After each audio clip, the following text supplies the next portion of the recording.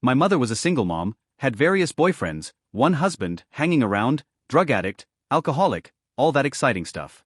When I was 13, we were living in a room in this house way out in the desert. My older sister was 16 and had already moved in with friends. I'm not sure why, but for some reason we had to leave the place we lived in prior. So my mom rented us this room to share, with most of our stuff in storage. I didn't know the man we lived with. I think his name was Mike, but I could be wrong. My mom pretty much just came up to me one day and said, "Hey, we're moving," and that was that. Anyway, after we had been there about a week or so, I was home one day and my mom was laying on the couch in our room, and she seemed to be slipping in and out of consciousness. I kept trying to wake her up, but she was completely out of it, so I went to go call an ambulance. We didn't have a phone in our room, so I went to the living room to use the phone. Mike was on the phone, so I asked if I could use the phone. There was an emergency. My mom was sick and I need to call an ambulance. He ignored me at first, and then got annoyed with me, wouldn't let me use the phone. So I took off on foot down to the nearest grocery store, probably the equivalent of several city blocks, and used the pay phone. By this time I was so panicked that I couldn't even remember the address, so I called a friend of my mom's, and she said she would call an ambulance. She said to stay there and wait and she would pick me up. By the time she came to pick me up, the ambulance had already come to take my mom to the hospital. I went with her to her house, thinking that once my mom got out of the hospital she would come and get me. Well, she didn't. She left the hospital against medical advice, and, to my knowledge, did not contact her friend. To this day I honestly don't know what was wrong with her. She has said it was a drug overdose, Valium mixed with alcohol no doubt, and then other times she said she had a stroke. She lies all the time and she's crazier than a loon, so I'm sure I'll never know the truth. After a couple of weeks, with still no word from my mom's friend told me that I could no longer stay with her. I had to find another place to live. I called my sister to see if I could stay with her, but her friend's mom said no. She already had 2 kids and plus my sister, so she had no room for me. My sister contacted my aunt and uncle, who I hadn't spoken to in probably a year or more, due to my mother and some other dramatics, I'm sure. They agreed to let me stay with them. I moved in with them with nothing but the clothes I was wearing, plus one duffel bag of things. A few clothes, some cassette tapes, stuff like that. After staying with them for a few days, they offered to adopt me, and I agreed since I didn't really know what else to do. Finally, after about a month, my mother surfaced.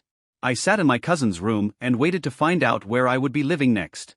I could hear my mother and my uncle yelling at each other, and eventually my mom came into the room and started telling me to pack my shit and get in the car. We were leaving. My uncle came after her, yelling, and I just sort of freaked. I ran out into the backyard to get away from them. I told my mother that I wanted to stay there, and when she had a job and a new place to live I would come live with her. In my 13-year-old, emotional freaked out state, that seemed like the most logical solution. This sparked much dramatics, my mother accusing me of abandoning her, saying things like, "I've never been good enough for you," etc., basically acting like she was the victim and I was a horrible person for abandoning her in her time of need. Finally she gave me an ultimatum. Either go with her now, or never see her again. I chose to stay. I really figured she was bluffing. Eventually she left, and I didn't hear from her for a really long time. I started thinking that perhaps she was serious and that I would never see her again. Then I got a letter from her, when I was about 15 years old. It was about 4 to 5 pages long and it was all about how she forgave me for abandoning her. I tore it up and threw it away. I have 2 older half-sisters, one of whom is married. Upon getting married, in addition to having my 2 beautiful nieces, my sister and her husband decide to start swinging. In case you don't know what that means, it means having sex with other couples and people. Group sex. And boy did she and her fucking husband love to talk about it with whomever would listen. I'm talking full disclosure on blow jobs and anal sex, the whole deal. They only talked about it for a couple days before they realized they were being grossly inappropriate at our family Sunday night dinners. They bring themselves and their kids to grandma's house, where I was living at the time, every Sunday for a nice dinner. To be fair, they didn't talk about these things at dinner, but rather when they could corner one person before or after dinner, and certainly after a few glasses of wine. Either way, fast forward to present day and my sis and her hubby now have hubby's best friend living with them, and they engage in some sort of group sex activity. I remain in truly blissful ignorance as to the details, but I do know both hubby and hubby's best friend have unprotected sex with my sis. They both have vasectomies and are assumed infertile. You might know where this is going. So sis gets pregnant. They don't know who the father is. That's my craziest family drama. My father is histrionic. When I was younger, He was jealous of my grandmother, my mom's mom, and didn't like my mom talking to her mom when she called. Soon my mom figured something was funny with the phone line, because nobody could reach us at certain hours of the day. I was a smart kid and did a bit of snooping round the house, following the phone lines looking for a break, and found my dad had a box rigged in the basement where he'd switch the phone between two lines.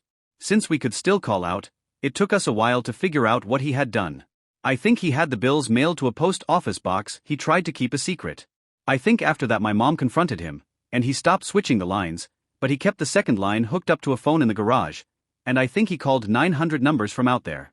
Also, a few years back my cousin committed suicide, and my father took it upon himself to organize the funeral.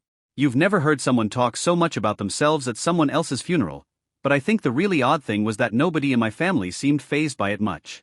When I went to college, family life went downhill significantly. When I was 17, my dad had a heart attack. Following that, he started to eat better and drank a glass of wine each day with dinner. Around the same time, my sister got into weed with her boyfriend at the time, and started hanging out with shady people. Awesome, right? So when I went to college, things got out of hand. My sister got into heavier drugs and alcohol. She's 2 years younger than me.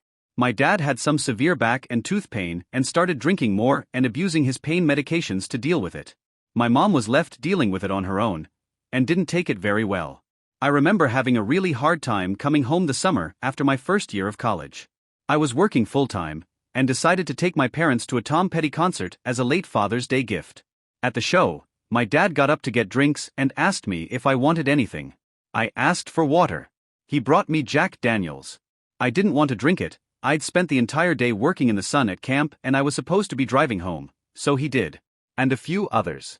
He started getting sloppy and belligerent drunk, and when we got home he continued to drink all night.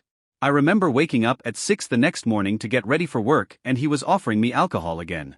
My mom and I went to work, and my sister came home, after spending the night at a friend's house, in the middle of the day to find him passed out at the bottom of the stairs.